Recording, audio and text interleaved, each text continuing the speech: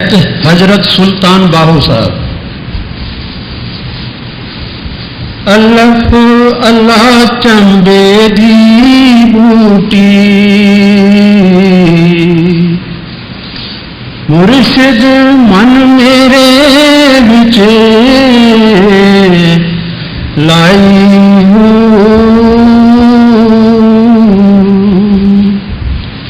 नफी इस बात दा पानी मिले सू हर रगे हर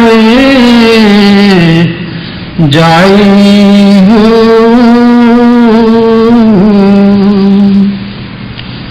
अंदर बूटी मुश्किल मचाइया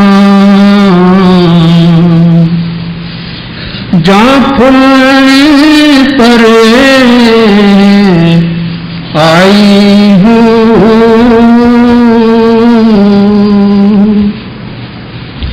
जीवे मुर्शिद कामिल बाहू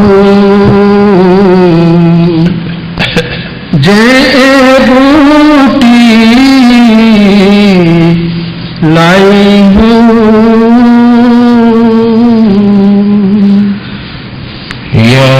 वाणी या कलाम एक मुसलमान दरवेश का है जिसको हम हजरत सुल्तान बाहू साहब कहते हैं। इन महात्माओं के जिंदगी के बारे में हम आए दिन सुनते हैं। विशेष जानकारी इसलिए नहीं मिलती है कि इन्होंने अपने बारे में तो कुछ भी अपनी वाणी में नहीं लिखा है, और उस वक़्त के जो लेखक थे, इतिहासकार थे, उन्होंने इन लोगों को पहचाना तक नहीं, इनकी कदर नहीं की, इनके बारे में इसलिए लिखा ही नहीं। जो कुछ थोड़ा बहुत पता लगता है वह जो आज के बाद महात्माओं के बाद कमाई वाले सेवक हुए, उन्होंने अपने गुरुदेव के बारे में, मुर्शिद के बारे में लिखा।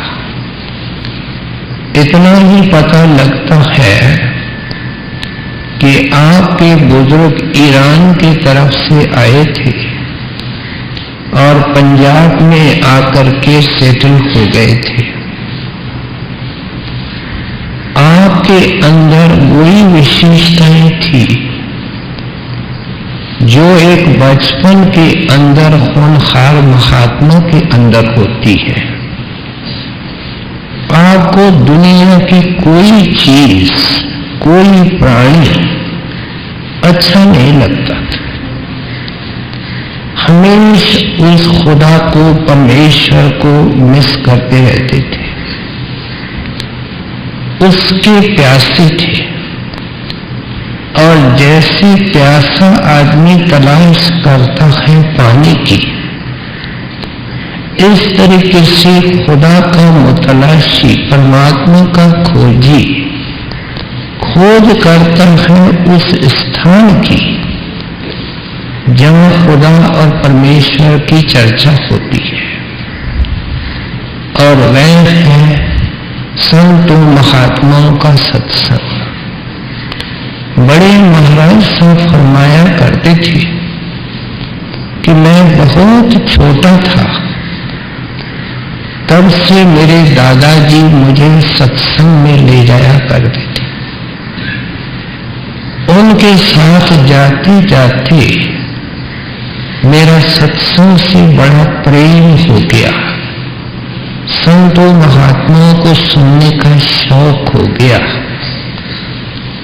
हम बाल बच्चों की कितनी कितनी सेवा करते हैं, कितनी कितनी उनके लिए कुर्बानियां करते हैं, लेकिन सबसे बड़ी बात ये है कि अवल तो हमारे अंदर उस भगवंत की कोई भक्ति और प्यार नहीं है। अगर हमारे अंदर है तो छिलके के बराबर है। अगर हमारे अंदर गहराई होगी तो जरूर वो लक्षण अपने बच्चों के अंदर भी डालने की कोशिश करेंगे। बच्चों को लाइक करने का डेफिनेशन क्या है कि केवल संसारी तरक्की नहीं है, उनके अंदर गुणों का विकास हो, मालिक की भक्ति का विकास हो। हजूर फरमाया करते थे कि नतीजा ये निकला कि मैं तो बाहर से संसारी काम और नौकरी आदि करता था, लेकिन खोज केवल संतों महात्माओं की करता। उन्होंने कसौटी बनाई थी कि मुझे शब्द स्वरूपी महात्मा चाहिए। आप फरमाया करते थे कि मैंने 22 साल ये खोज की और जब मिले तो हम जानते हैं श्री बाबा जी महाराज डेरा ब्यास से चल करके कोकमली पहाड़ पहुंचे और इस रतन को उन्होंने खोज करके निकाला। और फिर क्या निकला? 22 साल की प्यास कोई मामूली प्यास नहीं होती है। आप श्री बाबा जी महाराज के रूप हो गए। इन्होंने बहुत साधु महात्माओं की संगत की और आखिर किसी ने कह दिया कि आपके पास ही एक कामिल दरवेश बैठे हैं, हजरत जैलानी साहब, जरा जाकर के दर्शन तो करो, दीदार तो करो। जब हजरत सुल्तान बाबू साहब, जिसका कलाम और वाणी हम सुन रहे हैं, वे हजरत जैलानी साहब के सामने आए तो उनकी शुद्ध बुद्ध गुम हो गई। जब अपना होश संभाला तो देख करके ये सोचा कि संसार में ऐसी कोई मोहिनी मूर्त, ऐसा कोई स्वरूप न आज तक देखा न देखने को मिलेगा। ख्याल रखें कि ये अनुभव हर एक महात्मा का होता है, जो जिंदगी के अंदर महात्मा बनता है। आप तो वहां बिक गए, दिल से जुड़ गया, रास्ता बन गया, मुर्शिद के अंदर सारा प्यार फोकस हो गया। सामने दर्शन, जब दर्शन नहीं तो उनकी मनोहर छवि ध्यान फिरता है, उनके वचन घूमते हैं, कानों में गूंजते हैं कि ईश्वर परमेश्वर खुदा अंदर है, दुनिया उसको बाहर खोज रही है। संत महात्मा अपने सत्संग के अंदर कोई गोरख और गहरी बातें नहीं करते, बड़ी सरल सीधी, लेकिन किसी बोलने को नसीब वाले को समझ में आती है।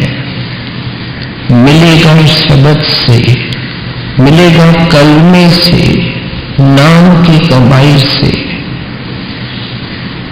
जब सुनते गए तो अरदास करी कि ऐ दीन दयाल, अब इस कलमे का और नाम का वेद दीजिए। एक बात ध्यान में रहे कि ये आजकल इतना सस्ताई से और जल्दी नाम मिल रहा है, ये तो स्वामी जी महाराज की दया से शुरू हुआ है, नहीं तो उससे पहले 10 गुरु भी ये नाम देते थे, वर्षों तक सेवा करवाते थे। जब सेवा के बाद उनके अंदर काफी परमार्थ के गुणों का विकास हो जाता था, फिर नाम मान देते थे, शब्द का भेद देते थे। आपको कलमे का भेद मिल गया। ये ऐसा था जैसे लोहे के टुकड़ी को मिकनातीस के नजदीक लाना और उसके नजदीक आते ही उसके साथ जुड़ जाती है। अब खूब नाम की कमाई करने लगे। ये महात्मा जो जिंदगी के अंदर महात्मा होते हैं, एक एक महात्मा की जिंदगी को अच्छी तरह एनालाइज करें कि उन्होंने फिर सिर्फ नाम ही सामने रखा, गुरु ही सामने रखा, अपने प्रत्येक श्वास को उनके चरणों में अर्पण किया। ऐसे नहीं पाया। आप खूब सत्संग करते रहे। सत्संग के अंदर मुर्शिद का, गुरुदेव का दर्शन होता है और दर्शन के बारे में आप आगे लिखते हैं कि दर्शन होता क्या है। लेकिन जब आप मुर्शिद के सामने जाते तो आपको कोई होश नहीं रहती, और जब वो उठ करके चले जाते, हालत वो होती है जो चकोर की चंद्रमा के गायब होने पर होती है। सारा दिन उदास रहता है। इसलिए ऐसा प्यारा अंदर में तलाश करता है, क्योंकि उसको नाम के वक्त बताया जाता है। गुरु होता ही अंदर है और वो नाम और शब्द और कलमे का रूप है, बाहर आता है। प्यारे तेरे को कलमे के साथ, नाम के साथ जोड़ने के लिए, उसका और कोई मकसद बाहर आने का नहीं है। हम पुराने सत्संगी हैं। अफसोस होता है कि संतों के सामने जाते हैं, किसी के हाथ जोड़े हुए हैं, किसी का पलव बिखरा हुआ है, किसी का कुर्ता बिखरा हुआ है। इतने महान हस्ती के सामने जाकर के इस संसारी वस्तु मांगते हैं। मुद्दत से घर में बीमारी है, मुक्तवा नहीं खत्म होता है।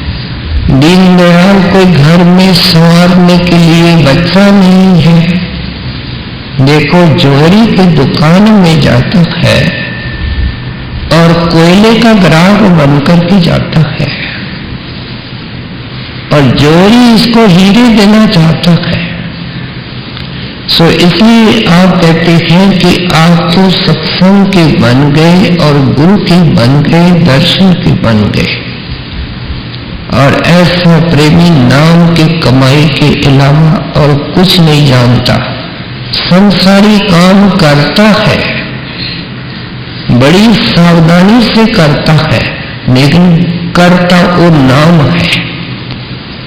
खुद बीच में से अपने आप को निकाल लेता है। हजूर महाराज जी ने जब नाम पाया अंदर में और बाबा जी का रूप हुए, उसके बाद भी इंजीनियर रहे। उन्होंने जो पाकिस्तान के अंदर इलाके हैं, इंजीनियर के रूप में जो सड़कें बनाई हैं, रेस्ट हाउसेस बनवाए हैं, उनको आज भी वहां के लोग देख करके दंग रह जाते हैं कि कितने कमाल का इंजीनियर था और किस सूझबूझ से ये सड़कें, ये रेस्ट हाउसेस बनवा करके गया है। जो मालिक की भक्ति करते हैं, मालिक उनके कामों को कैसे अधूरा छोड़ेगा? इसकी बुद्धि इसको धोखा देती है, इसका मन इसको धोखा देता है। कोई ऐसा शुभ वक्त आया, घड़ी आई कि आप अंदर के कलमे के साथ जुड़ गए और अंदर जाकर के पता लगता है, बाहर सुनते हैं कि मालिक, शब्द और सतगुरु तीनों एक ही शक्ति के तीन रूप हैं, जो अलग अलग स्टेजेस पर अलग अलग काम करते हैं, लेकिन उनकी असलियत एक है। कुछ अरसे के बाद हजरत जैलानी साहब आपको असंगत की सेवा देके गए। इन्होंने वो एक कलमे का भेद दिया और वाणी भी लिखी है, लेकिन इनकी वाणी ज्यादातर फारसी में है।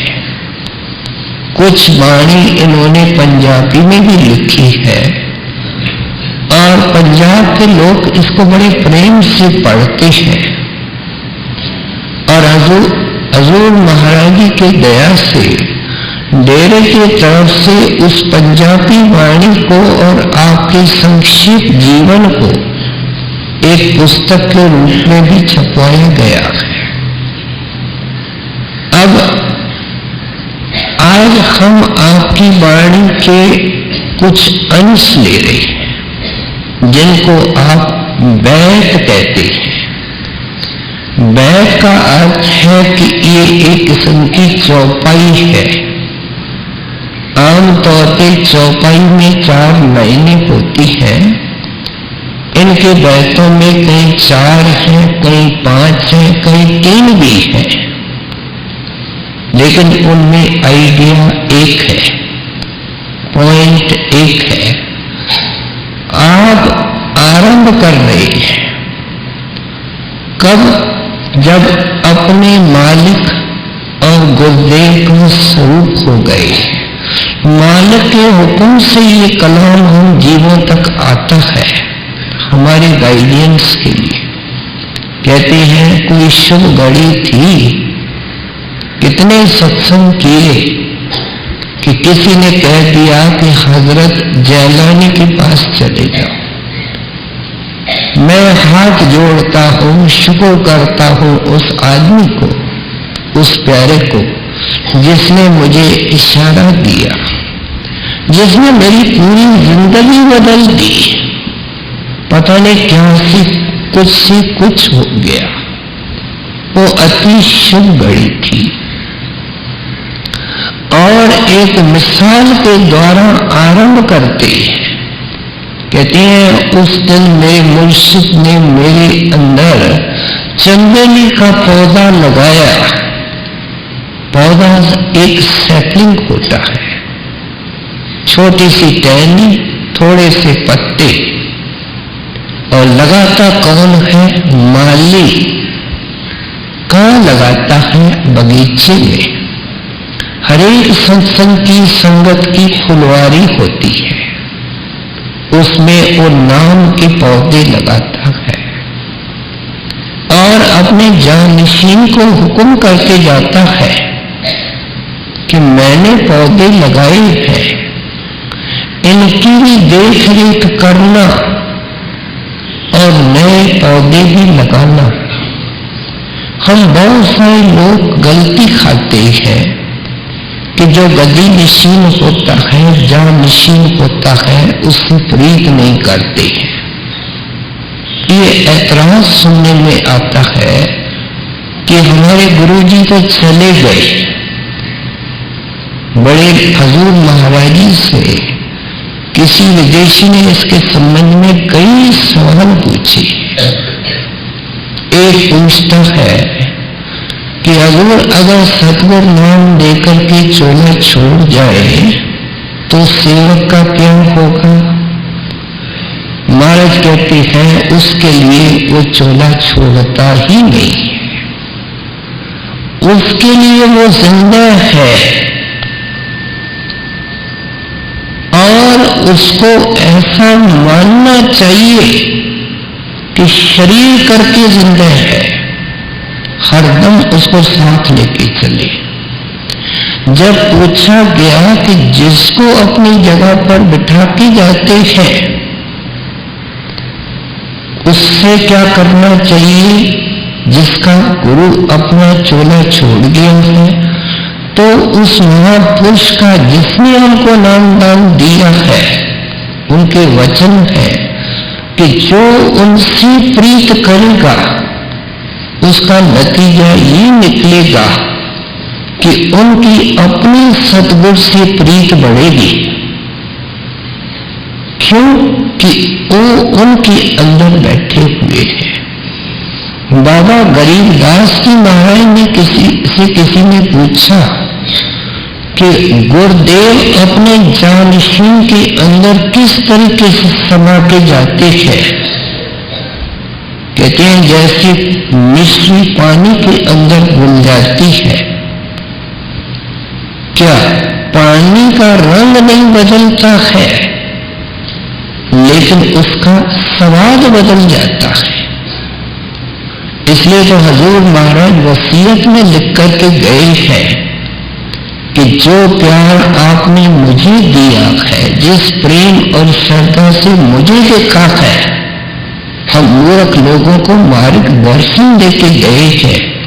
उस प्यार से, उस श्रद्धा से मेरे जानशीन को देखना, ये मेरी आशा है और मुझे उम्मीद है कि आप इसकी पालना करेंगे। जो अब गुरुदेव हुक्म से अपने जानशीन को बिठाता है, उससे प्रीत करने से और प्रेम से दर्शन करने से अगर उसके अंदर सच्ची प्रीत है तो अपना गुरु नजर आएगा। सवाल है प्रीत कितनी है, ये अनुभव आए दिन सरदार बहादुर महाराज के दिनों में होता था, क्योंकि उस वक्त पूरी संगत बड़े महाराजी की थी और उनके अंदर जुदाई के जख्म थे। उनको भरने के लिए जो खास प्रेमी थे, स्टेज पर उनको अनेक बार बड़े महाराजी के स्वरूप का दर्शन होता था। मेरा एक खास वाकिफकार था, बड़े महाराजी का चिताया हुआ देरी नहीं गया, अरसे के बाद गया, जाकर के सत्संग में बैठा, देखते हैं बड़े महाराजी वहां बैठी है। मन कहता है ये तेरी प्रीत उसके लिए है, इसलिए तेरे को उसका प्रतिबिंब नजर आता है, अकस रिफ्लेक्शन नजर आता है। अगर वो बैठे हुए हैं, देखो मन कितना चतुर है, तो आवाज भी बड़े महाराजी की आनी चाहिए। सुनाता था कि 15 मिनट लगातार लाउड स्पीकर से बड़े महाराज जी की आवाज आ रही थी। बाद में सरदार बहादुर महाराज की आने लगी। ये सारी बातें जो हमारे रास्ते के अंदर बाधक है, हमको आगे बढ़ने नहीं देती है, हमारे को साफ स्वच्छ तरीके से सोचने नहीं देती है, जब तक ये अड़चनें नहीं हटती है, कांटों के मार्ग पर कोई चल नहीं सकता है। तो इसलिए आप समझाते हैं हमारे को समझाने के लिए कि मुर्शिद का नाम कोई अक्षर नहीं है। कहते हैं मेरे मुर्शिद ने चंदेली का पौधा मेरे अंदर लगाया, जिस माली ने लगाया उसने उसको संभाला। क्या उसको पानी देता है माली, उसकी फेंसिंग करता है आंधी तूफान से बचाने के लिए। इस एतवार को हमने सुना, इसलिए सत्संग है कि पौधा सुरक्षित रहे। ये जो पौधा लगाया गया है वो आंधी तूफान के अंदर उखड़ न जावे। जो सत्संग गुरु का प्रत्यक्ष नहीं करते हैं वो तो बहुत घाटे में है, लेकिन जब उनके सेंटरों में नहीं जाते हैं वे भी बहुत घाटे में है, क्योंकि यहां से सारी शुरुआत होती है। सो इसलिए आप उपदेश करते हैं कि मैं क्या शुक्र करूं उस घड़ी का जब मेरे मुर्शिद ने अंदर चंबेली का पौधा लगाया। पौधे को पानी दिया जाता है और वो पानी जो होता है वो प्रेम का पानी है। गुरु प्रेम रूप होता है, नाम का रूप प्रेम है, परमेश्वर का रूप प्रेम है। तब कि आत्मा का रूप प्रेम है, लेकिन अब आत्मा ने मन का संग किया है। मन इंद्रियों के घाट पर जाकर के भोगों में गिर चुका है। देखो पहाड़ों पर जब पानी गिरता है तो वो हल्की नरम सी बर्फ होता है, उसको हम स्नो कहते हैं, लेकिन साथ में स्नो वाइट कहते हैं। क्या वो जो बर्फ ऊपर गिरती है उसमें कोई भी मैल नहीं होती है, ऐन साफ होती है। इसलिए जैसे जैसे वो बर्फ पिघलती है नीचे आती है, कई इम्प्योरिटीज कई गंदगियां उसमें मिलती है और वो तो कभी कभी नाले का रूप ले लेती है। एक हाल हमारे आत्मा का है, उसके प्रेम का है। उस प्रेम को जागृत करने के लिए महात्मा ये नाम का पौधा लगाते हैं और उनको प्रेम का पानी देते हैं। उनको देखने से, उनके वचन सुनने से, उनका ध्यान करने से, उनके बारे में पढ़ने से, उनके बारे में सुनने से प्यार पैदा होता है, पौधे को ताकत मिलती है। और पौधे को चाहिए धूप और छाया दोनों का हिसाब माली पूरा लगाता है। जब पौधा लगाता है तो धूप और छाया का बैलेंस रखता है, फिर उसकी गुटाई करता है, कोई घास फूस उसके आसपास उगने नहीं देता है। इसलिए ये गुटाई सत्संग में होती है, भरम निकलते रहते हैं। जिसके भरम निकलते रहेंगे वही नाम की कमाई करेगा, वही सत्संग के लिए दौड़ेगा, वही दर्शन के लिए दौड़ेगा। जिसकी गुटाई होती है सत्संग में, दुनिया के अंदर सब सत्संग होते हैं, कोई शायद ऐसा सत्संग नहीं जिसके अंदर नुक्सों का वर्णन नहीं होता है, लेकिन उनसे छुटकारे पाने का साधन सिर्फ संतों के सत्संग में है। इसलिए कहते हैं उनका सत्संग पूर्ण सत्संग है। इसलिए बाबू साहब कहते हैं कि मेरे अंदर जो मुर्शिद ने नामदान का बीज डाला, क्राइस्ट ने सतगुरु को माली कहा है, किसान कहा है। स्वामी जी महाराज ने लिखा है, संत डारिया बीज घट धरती है जीव के। घट कहाँ है? आंखों के ऊपर, वहां सतगुरु बीज डालता है, क्योंकि कलमा वहां है, नाम वहां है, शब्द वहां है। वो हमारी टूटी हुई सूरत की धार को उससे उस दिन जोड़ता है, सेवक को पता नहीं चलता है। सिमरन इसलिए देता है कि तुम शरीर को खाली करो धीरे धीरे। देखो तुम्हारा कनेक्शन हुआ है, तुम्हारी सूरत को शब्द ऊपर ले जाएगा। जिसका कनेक्शन नहीं है ये किसी तरीके का जाप करके अंदर भी जाएगा, शब्द उसको ऊपर नहीं ले जाएगा, क्योंकि मुर्शिद ने कनेक्शन नहीं किया है। सो इसलिए कहते हैं अंदर जाने से पता लगता है। कोई गुरु को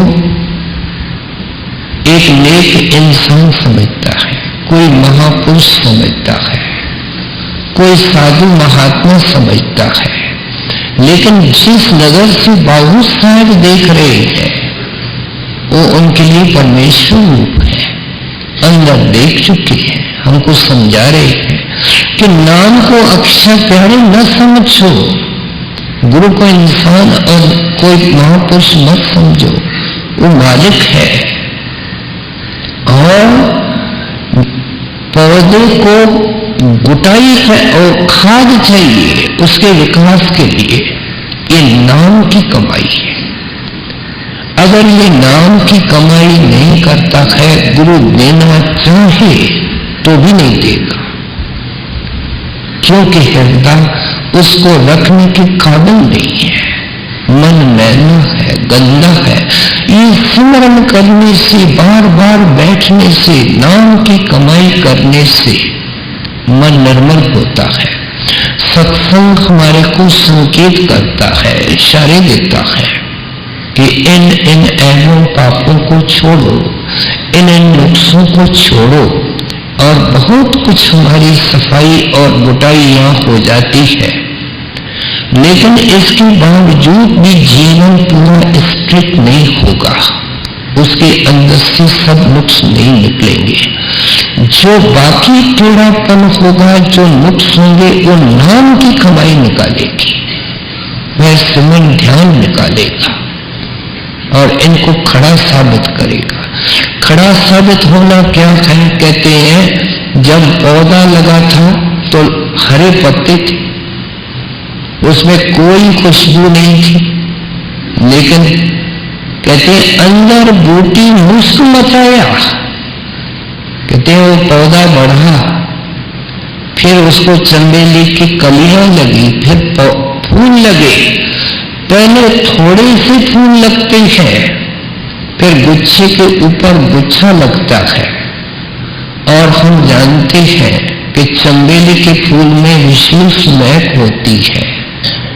चंबेली का अतर, चंबेली का तेल अपने खुशबू के लिए मशहूर है। कहते हैं अंदर बूटी मुश्क मचाया, नफी असबाता पानी मिले सी। शब्द की धाराएं अंदर आ रही है और खूब उसके अंदर महक निकलती है। कोई सोचेगा कि ये नाम के अंदर खुशबू है जो बाबू साहब जिक्र कर रहे हैं। नाम के अंदर सब कुछ है। जैसे बिजली के तार है, उसके अंदर अनेक प्रकार के उसके रूप हैं। वह तार रोशनी पैदा कर सकती है, ट्यूब लगाओ बल्ब जलाओ। अगर आप कंडीशनर लगाओ तो ठंड पैदा कर सकती है, फ्रिज चला सकती है। वही बिजली की तार कल कारखाने चला सकती है। वह बिजली की तार एक तरफ ठंडक पैदा करती है, दूसरी तरफ हीटर को चला करके गर्मी पैदा करती है। तो वो एक शक्ति है जो उस तार के थ्रू पास होती है। उसके अंदर सब गुण है। बड़े महाराज जी अपने बारे में सुनाया करते थे कि अभी श्री बाबा जी के पुनीत चरणों में मैं नहीं पहुंचा था, दरवेशों की खोज थी। एक दिन घोड़े पर चढ़ रहे हैं किसी सड़क से, तो अचानक खुशबू बढ़ती जाए। मन में सोचा महाराज जी ने कि शायद कोई ऐसे फूल खिले होंगे। तो ख्याल आया कि वर्ष हो गए इस सड़क से निकलते हुए ऐसी कभी महक आई नहीं, क्या रास है। चलते चलते घोड़ा अपने आप खड़ा हो गया। इसको कहते हैं प्रेम। महाराज जी उतरे, थोड़ा अंदर गए, देखते हैं एक पेड़ के नीचे एक दरवेश बैठा है। महाराज जी बड़े अदब से उनके पास बैठ गए। जब उनका ध्यान बाहर आया तो महाराज जी ने बड़ी नम्रता से अपना अनुभव उनको सुनाया। तब दरवेश क्या बोलता है कि देखो दरवेश महक के भंडार होते हैं, लेकिन बेटा इस महक को लेने का नाक सबके पास नहीं होता है, किसी बिरले के पास होता है। क्या उस सड़क से और नहीं निकले थे? सैकड़ों निकले थे, किसी ने ये अनुभव नहीं किया था। दरवेश भी वहां था, महक भी वहां थी, लेकिन महक को लेने वाला नाक कोई कोई होता है। कहते हैं इसलिए अंदर में बूटी ने मुस्क मचाई, खूब उसके अंदर से महक निकली। बगीचा जब चंबेली का फूल निकलते हैं तो महक उठता है, महक सड़कों पर जाती है। आने जाने वाले कहते हैं यहां तक इतनी खुशबू आ रही है, अंदर बगीचे का क्या हाल होगा, कितना कमाल का माली है। ये कब होता है? जब मुर्शिद का जिंदगी के अंदर कोई सेवक उनके दया महल से ऊंचा उठता है। संगत देखती है, दुनिया देखती है कि क्या था, क्या इसकी जिंदगी थी, नाम इसको भी मिला, हमको भी मिला, लेकिन ये क्या हो गया। इसके पास बैठने को, इससे बात करने को, इसको मिलने को जी करता है। क्या है? ये नाम की महक अंदर से निकली है। आज इनकी वाणी से महक निकल रही है। ये महक तो अपने अंदर रखते थे, लेकिन वाणी इनके अंदर से निकली, इसलिए वाणी में महक है। आपने समझाने की कोशिश की कि गुरुदेव किसी शुभ घड़ी में किसी बड़भागी जीव के अंदर नाम का बीज लगाता है। अब उसका भी फर्ज है कि सत्संग करे, सेवा करे। पिछले जमाने के अंदर तो खूब सेवकों से सेवा करवाई जाती थी, उनके चित्त को निर्मल करने के लिए, जिस सेवा की हम बेपरवाही करते हैं। और खूब बाद में नाम की कमाई फलदायक होती थी।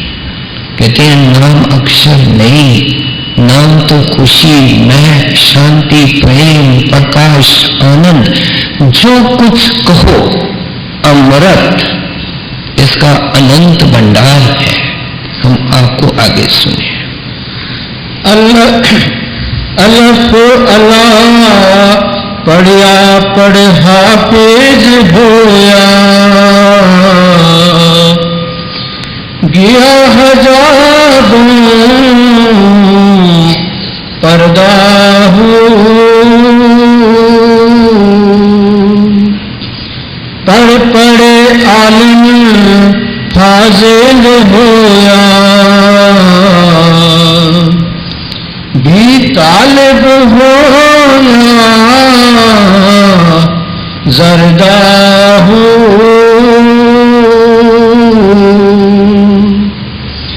लख हजार किताबां पढ़िया,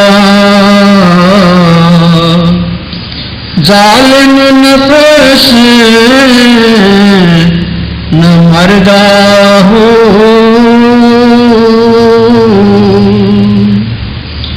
बाज फकीरां किसे न मरिया बाहू, एह जालिम चोर अंदर दाहू।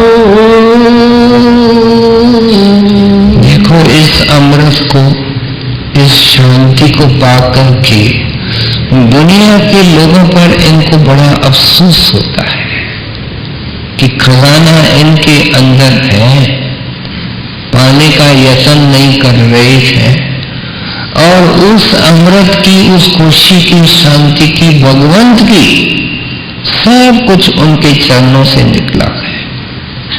सब सुख दाता राम है, दूसरा ना ही कोई। हम दूसरा के अंदर ढूंढ रहे हैं, मकानों में, पदार्थों में, वस्त्रों में, यारों में, दोस्तों में, बच्चों में।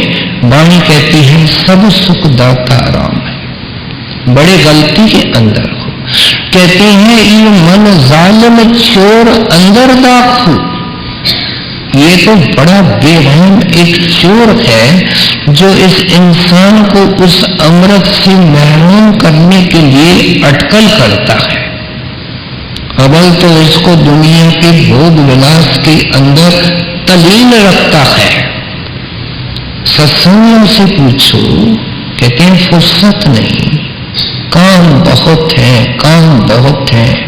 सोचते नहीं है कि अंत आएगा, मौत आएगा, ये काम कौन करेगा। क्या ये सवाल जायज नहीं? ये सवाल बार बार अपने से पूछने के लायक नहीं? मरेगा फिर कौन करेगा? और फिर तुम्हारे साथ चलने वाला क्या? इतना कुछ प्लानिंग कर रहे हो यहाँ के लिए, अंत वेली परलोक, और उसके लिए जिसके लिए प्रकाश के दरवाजे खोले गए हैं, मुक्ति के दरवाजे खोले गए हैं, वो इतना बेसमझ हो रहा है। दुनियादार तो अंधेरे में है, कहते हैं क्या करते हैं कि परमात्मा को और खुदा को बाहर ही बाहर तलाश करते हैं। हजरत महाराज सुनाया करते थे, मेरा एक ठेकेदार था, वो हज करने को जा रहा था। तो जब महाराज जी से छुट्टी लेने आए, क्योंकि वो इंजीनियर थे, उनसे उनका वास्ता रहता था कि मैं हज करने जाता हूं, कोई काम हो तो बताइए। देखो महाराज जी ने उनको क्या कहा कि वहां के खुदा को मेरा सलाम दे देना। तो वह पूछता है वहां खुदा कोई और है, यहाँ खुदा कोई और है? कहते हैं एक ही अगर खुदा है तो फिर वहां क्या करने लगे हो? जो खुदा वहां है वो यहाँ है, तो फिर क्या सोच रहे हो? महात्मा हमेशा हमारे अंदर के विचारों को छेड़ते हैं कि तीर्थों में इतनी भीड़ है, मंदिरों में, गुरुद्वारों में, कीर्तन के अंदर कोई भी साधु महात्मा आवे, काल की चतुराई बेअंत है। उसने अपने ग्रंथ बनवाए, अपने साधु बनवाए, जो मन के दायरे के हैं, छुटकारे का साधन उनके पास नहीं है। कहते हैं सब तरफ भीड़ है, और है किस लिए? परमात्मा की तलाश के लिए तो कोई विरला जाता है। इसलिए जाते हैं कि बहुत पाप हो रहे हैं, शायद कुछ बोझ हल्का होगा। कुछ इसलिए जाते हैं कि बुजुर्ग जाते थे, नहीं जाएंगे तो कुछ आफत आ जाएगी। फिर कुछ इसलिए जाते हैं, बहुत कुछ कि संसारी संकट है। आप हमारे अजमेर के ख्वाजा चिश्ती साहब के मजार पर पीछे जाके खड़े होकर के देखो, ऐसे खड़े लोग हैं, दौलत मांगते हैं, बच्चे मांगते हैं। इनको अफसोस होता है कि चिश्ती साहब तो अमृत बांटने के लिए आए और बांटते रहे, और कलाम में लिख के गए अमृत पियो। ये उस खुदावंद की, उस भगवंत की बाहर तलाश कर रहे। कहते हैं सबसे प्रमुख साधन कौन सा है? ग्रंथों पोथियों को पढ़ना। जब गिरजे में जाते हैं तो क्या होता है? बाइबल को पढ़ा जाता है। गुरुद्वारे में जाते हैं तो किसी वाणी को, ग्रंथ साहब को पढ़ा जाता है। मुसलमानों के किसी वैद में जाओ तो वहां कुरान शरीफ और उनके पवित्र ग्रंथ पढ़े जाते हैं। जैनियों के समाज में, बुद्धों के समाज में कहते हैं इस वक्त भी तो हम किसी महात्मा की वाणी सुन रहे थे, और संत मत इतना उदार है कि एक मुसलमान का दरवेश वहां पढ़ा जाता है जहां मुसलमान नहीं है। कहते हैं वो इतना उदार है संत मत, क्योंकि वो पूर्ण महात्मा उपदेश समान देते हैं। सो इसलिए कहते हैं कि ये पूरे महात्मा के सत्संग में तो जाता नहीं है और केवल ग्रंथों पोथियों को पढ़ने या सुनने को मुक्ति का साधन मानता है। ये जो वाणी हम सुनते हैं ये विचारने के योग्य है, और जब वाणी निर्देशन देती है, हिदायत करती है, उसको इम्प्लीमेंट करना है, अमल में लाना है। वाणी आपने अपना अनुभव हमारे साथ शेयर किया कि मेरी सारी जिंदगी बदलने वाले मेरे मुर्शिद हजरत जैलानी साहब हैं। अगर आपकी वाणी पढ़ते हैं और किसी पूरे संत सदगुरु की तलाश नहीं करते, महात्मा के चरणों में नहीं बैठते, आप सोचो इसके पढ़ने से क्या विशेष लाभ हुआ। कि इस वाणी को पढ़ के कोई दरवेश की तलाश करे और वो प्रेम का बीज इसके अंदर लगावे, उसको पानी मिले, खाद मिले और ये जिंदगी के अंदर खुशहाल हो जाए। जब जिंदगी आंखों से ऊपर शुरू होती है, प्रकाश देखे, अमृत पिए और उस आनंद को महसूस करे, इसके जन्म जन्म की बिछड़ी हुई आत्मा उनको मिले। कहते हैं मुसलमानों में हाफिज है जो ग्रंथों पोथियों को रट लेते हैं, हिंदुओं में द्विवेदी है, त्रिवेदी है, चतुर्वेदी है, पंजाबियों में ज्ञानी है जो ग्रंथ साहब को बरज़बान याद करते हैं, अपने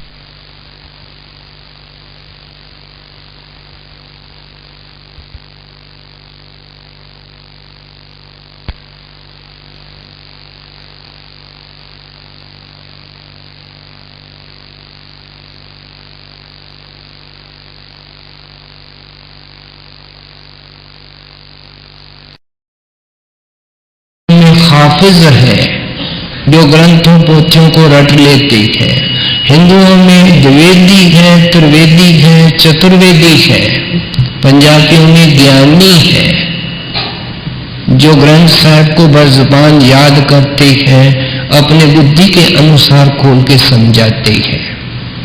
इस तरह ईसाइयों के अंदर है, एक एक क्राइस्ट का वचन याद है, कहीं से भी कोट कर सकते हैं। कहते हैं ये मन का एक महज धोखा है, पढ़ने पढ़ाने से कुछ नहीं होगा। रावण केवल वेदों को पढ़ता नहीं था, वेदों की टीका करता था, जिसको हम सत्संग करना कहते हैं, लेकिन उसके मन की हालत क्या थी ये भी हम जानते हैं। एक ऋषि हुआ है जय मुनि, उसने एक अद्भुत ग्रंथ लिखा।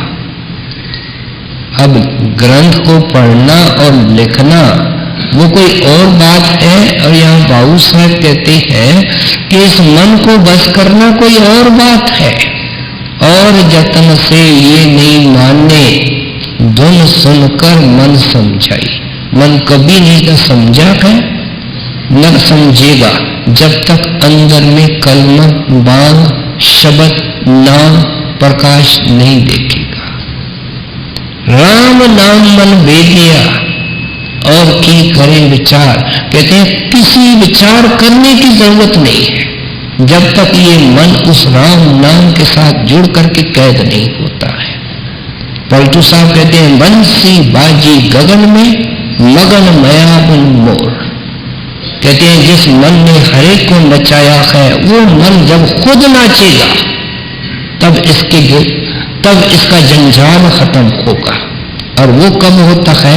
जब अंदर के आकाश से वो शब्द धुन, बंसी की आवाज ये सुनता है।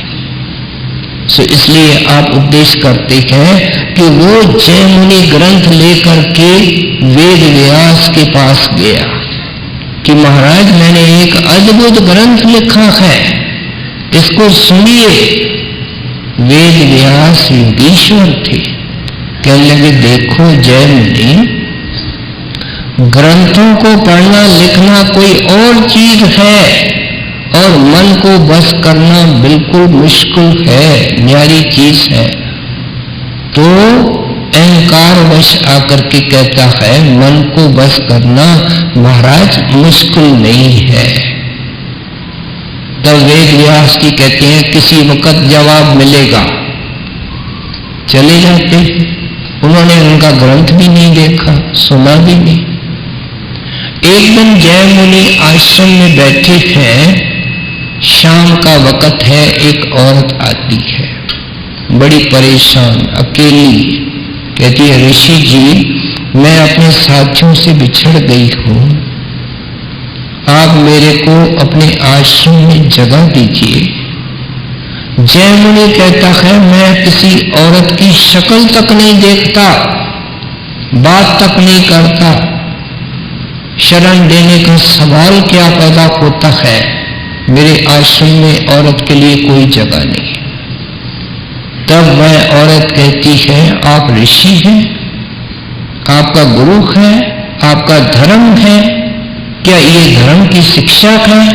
शेर बाघ की आवाजें आ रही हैं, रात का वक्त है, मैं अकेली औरत, मेरे को आप अकेला असहाय छोड़ करके आप शांति से बैठेंगे, ये आपका धर्म कैसा है? कोई जवाब नहीं दे सका। कह रहा, अच्छा सामने कमरा पड़ा है, उसमें जाकर के अंदर बैठ जा, लेकिन अंदर से कुंडा दे दे, अगर मैं दरवाजा खटखटाऊं तो भी नहीं खोलना। सतवचन। चली गई।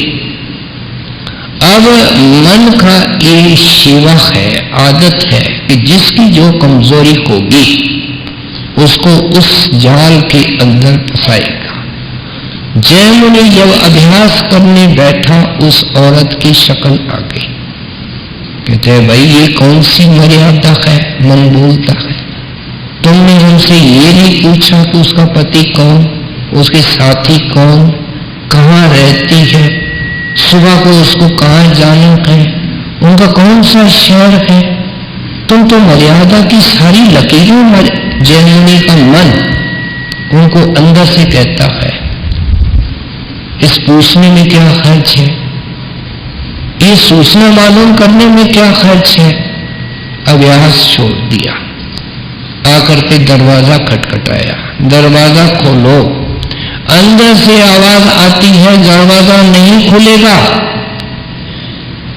थोड़ा जोश में आके कहता है, मैं जय मुनि हूं, मैं खटखटा रहा हूं। तो अंदर से आवाज आती है, इस वक्त तुम जय मुनि नहीं हो, तुम कुछ और हो।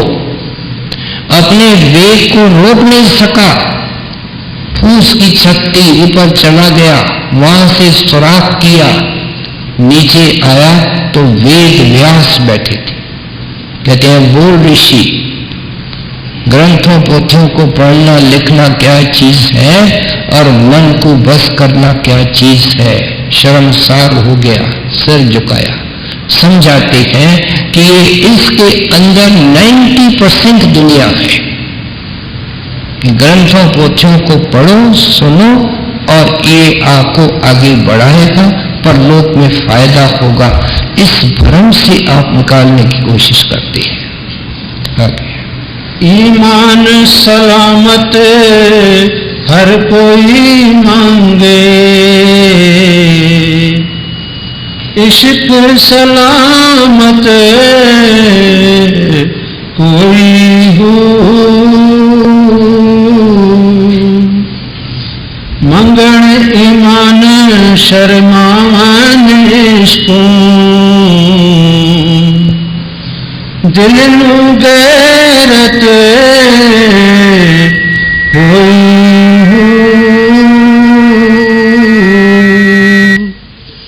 जिस मंजिल नू इश्क पहुंचाए,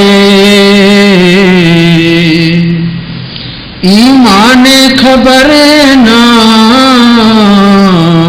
कोई हो,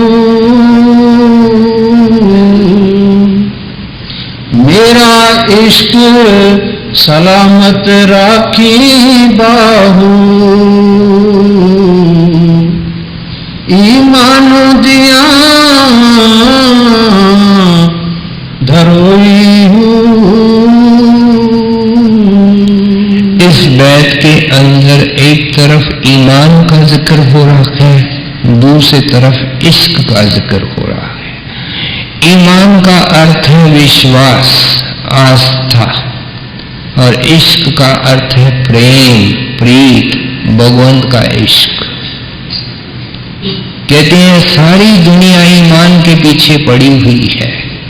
आपका क्या भाव है कि मुसलमान कहता है कि मेरा पैगंबर है, मेरा रसूल है, मेरा खुदा है, मेरी उम्मत है, मेरे पवित्र ग्रंथ है, वहां तक महदूद है। हिंदू कहते हैं हमारे शास्त्र हैं, हमारे वेद हैं, हमारे ऋषि मुनि हैं, हमारे महात्मा हैं, हमारे इष्ट हैं, उन पे आस्था रखते हैं, ईमान रखते हैं, वहां तक महदूद है।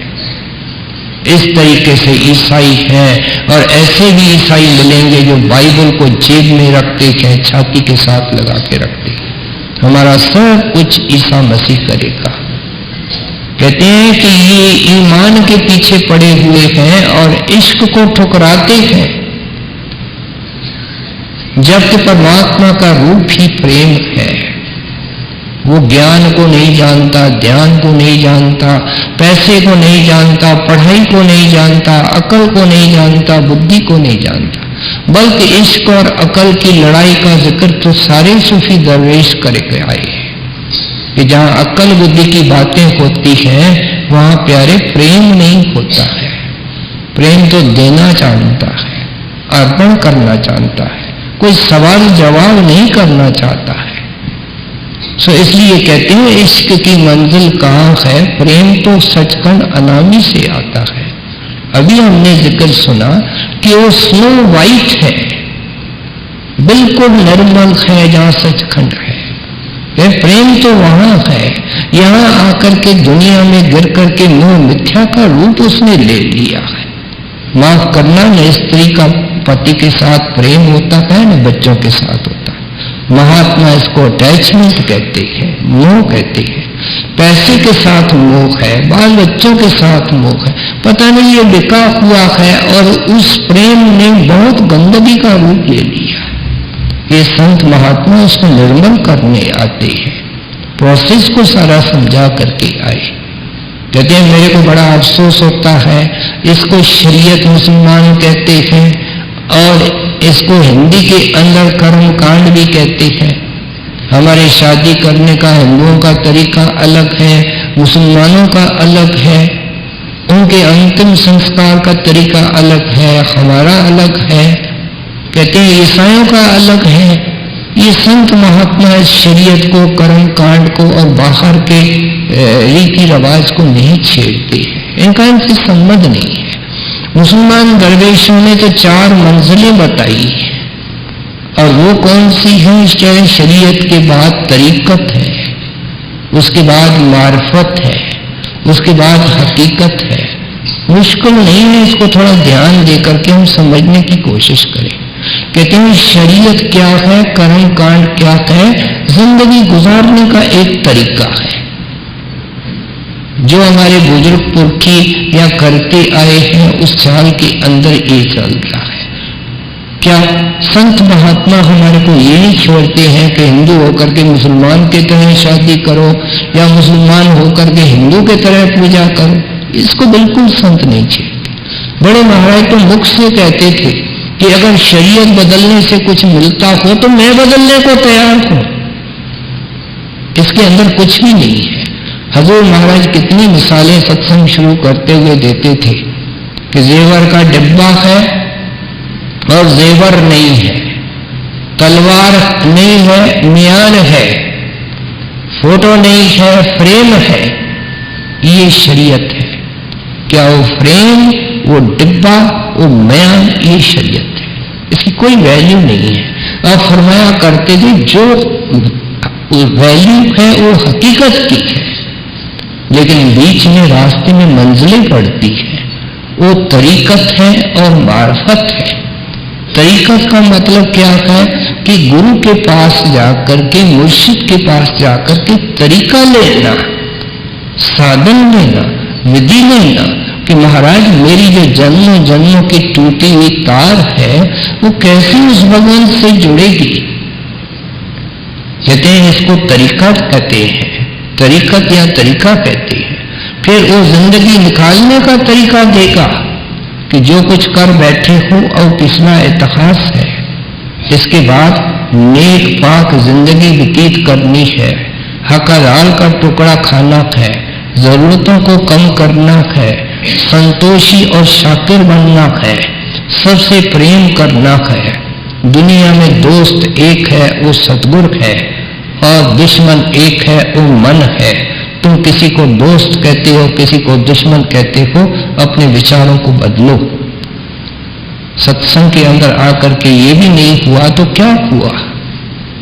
कहते हैं ये तो केवल उसका प्रारंभिक शिक्षा है, और फिर कहते हैं वो अभ्यास करो। जैसे अभी हमने सुना कि बाकी जितने अवगुण हैं और टेढ़ापन है वो नाम की कमाई से निकलेगा।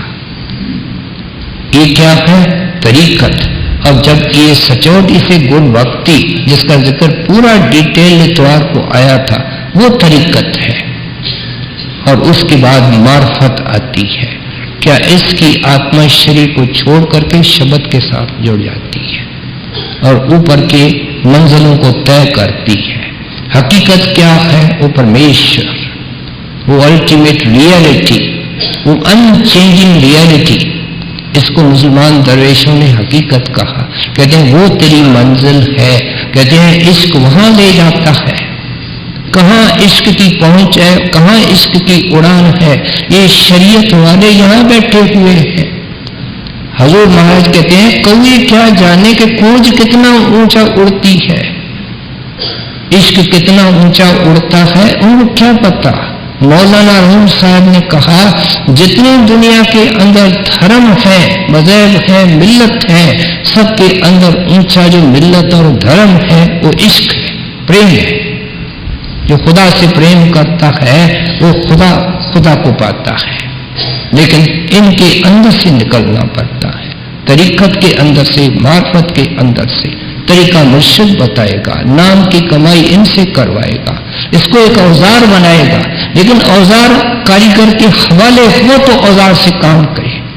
ये तो कारीगर से अलग होकर के बैठा है, गुरु को पीछ नहीं करके बैठा है। सो अच्छी तरह समझा रहे हैं कि दुनिया का हाल क्या है, चीज कहाँ है, मिलती कैसे है। ये तन मेरा चश्मा होवे, मैं मुर्शिद वेखना रजा हूँ। लूलू दे मुंडे लख लख चश्मा, एक खोला एक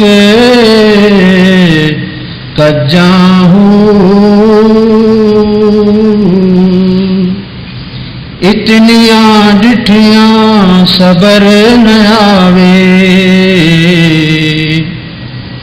होर किते वले भज्जा हूँ।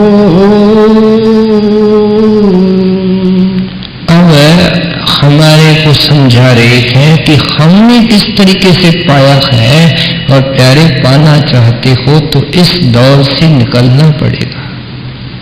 ये कहते हैं मेरे को अपने मुर्शिद का दीदार जो है उसके एक पलक में लाखों हज्जों का फल मिलता है।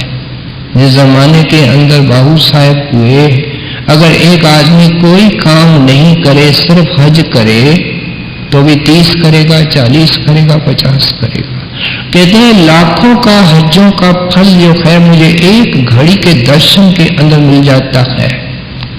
अगर मजबूरी है तो प्रेमी के अंदर ध्यान होता है। पूछें अपने को कि हम दर्शन के लिए जाते हैं?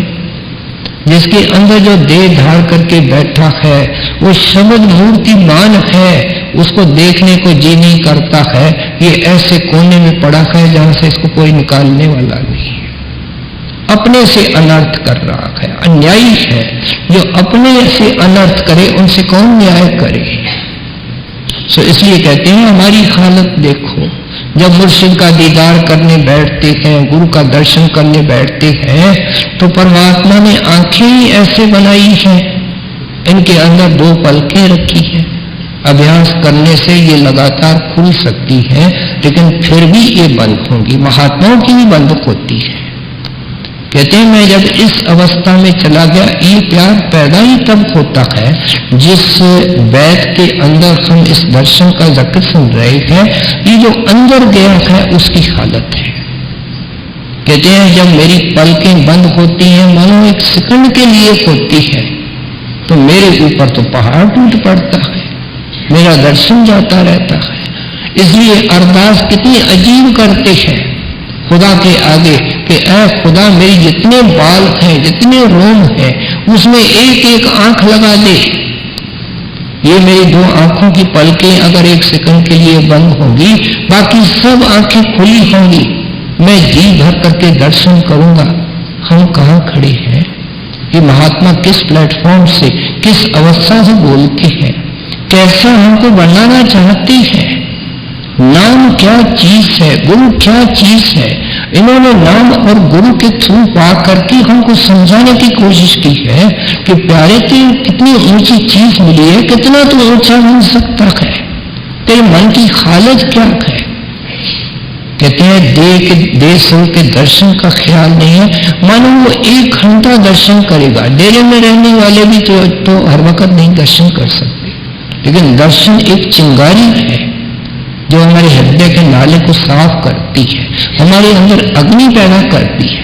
स्वामी जी महाराज ने क्या वाणी के अंदर लिखा, गुरु मिले जब धुन का वेदी, शीश बरहतर आई। कहते हैं दर्शन नहीं मिलता, दर्शन ने बड़ा पैदा की है, चिंगारी पैदा की है। वो चिंगारी क्या करेगी? सूरत शब्द की होए कमाई तो कुछ मन ठहराई।